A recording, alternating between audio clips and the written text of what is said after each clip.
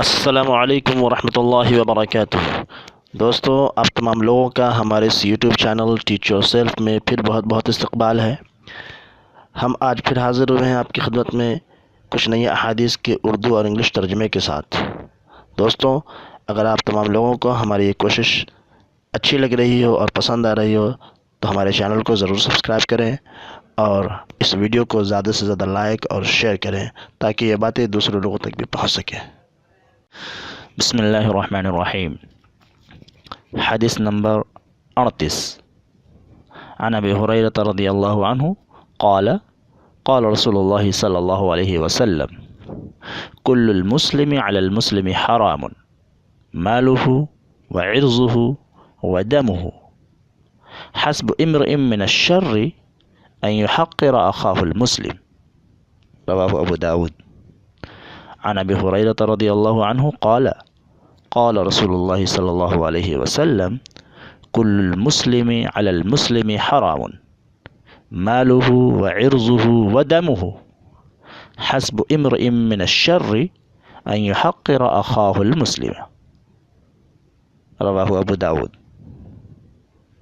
ترجمہ: حضرت ابو ہریرہ رضی اللہ عنہ سے روایت ہے کہ آپ صلی اللہ علیہ وسلم نے فرمایا کہ ہر مسلمان پر حرام ہے، یعنی اس کا مال، اس کی عزت اور اس کا خون، یہ تمام چیزیں دوسرے مسلمان پر حرام ہیں۔ انسان کے برا ہونے کے لیے یہی کافی ہے کہ وہ اپنے مسلمان بھائی کو حقیر جانے۔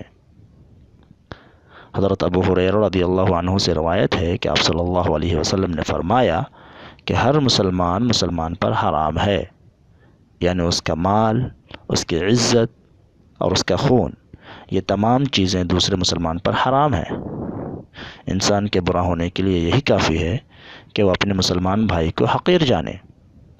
ابو ہریرہ رضی اللہ عنہ may Allah be pleased with him narrated that the Prophet sallallahu alaihi wasallam said all Muslims are forbidden for other Muslims.